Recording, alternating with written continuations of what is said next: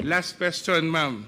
At least, Mr. Chair, I would know the Vice President is watching us because she just had a press conference and she said that she's denying giving former DepEd Undersecretary Gloria Mercado 50,000 for 9 months. And the Vice President saying that Mercado was let go because she used DepEd to solicit donations from the private sector amounting to 16 million without her knowledge. And she adds that she will provide the media with paper trail to back up her claim, describing Mercado as a disgruntled former DepEd official. I think, ma'am, given your long history and long service to the Republic, 40 long years, I think it's fair for you to be given the opportunity to reply to the Vice President. I think, I don't want to do this, but since siya na yung nagsabi, i-turn over ko na yung envelope. The envelopes where the money was. Comsec, So it's 9 envelopes. kuha po yung envelope. So it says hope and the amount is there. Kasi ang sakit naman noon, ordinaryo lang akong trabahante tapos inano ka ng Vice President, di ba? It's very painful. Ma'am, ilang taon na po kayo? I hope you don't mind.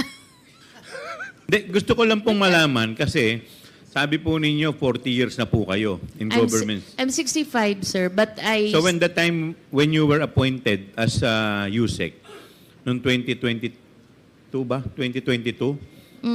How old were you at I that was 64. 64. Yeah. I'm sure sa edad ninyong yan, after pagkatapos nyo pong pag-ingatan yung inyong pangalan for the past 40 years? Sabutin ko yun. Yes, sir. So, okay, anyway, thank Sir, you. Mr. Chairman, I'd like to... Mr. Chairman, Mr. Chairman, dito po ako. Ay, Mr. Chairman, Mr. Chair, can I continue first? with Congressman, wait, before I recognize Congressman Paduano, ma'am. Yes. I believe... With the indulgence of Congressman Asidre,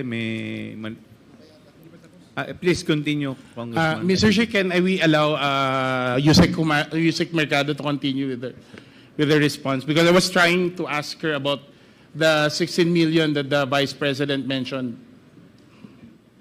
Please respond with respect to the 16 million. 1660. 16 million.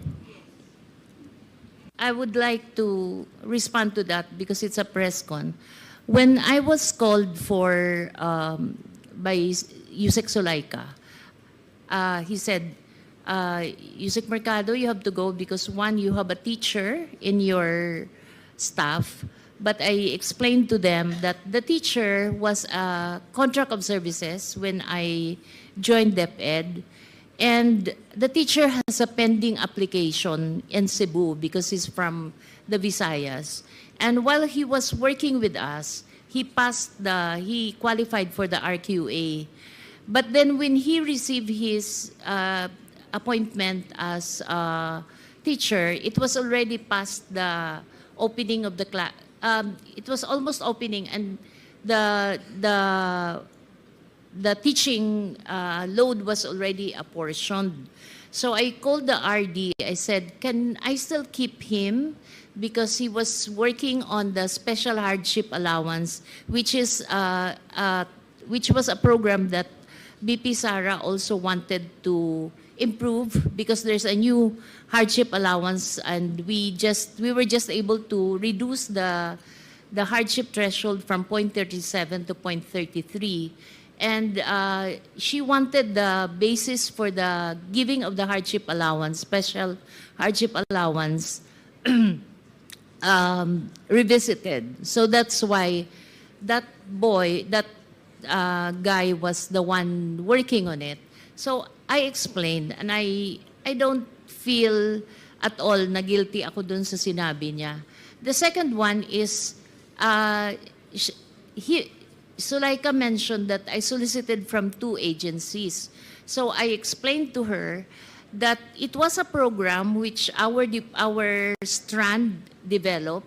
There were 2 consultants from UNICEF who developed the app, and then we asked our external partnership office to look for external partners who will be presenting the program, because we developed the concept. It was DepEd Guru. It's her being able to contact the 980,000 teachers. Parang kahit nasaan siya, pwede niyang makausap yung mga teachers. The second one was for us to do an electronic mode of the RQA. Parang there's no human intervention anymore. Everyone uploads the credential. Even the computation of the teacher qualification is already on an what do you call this?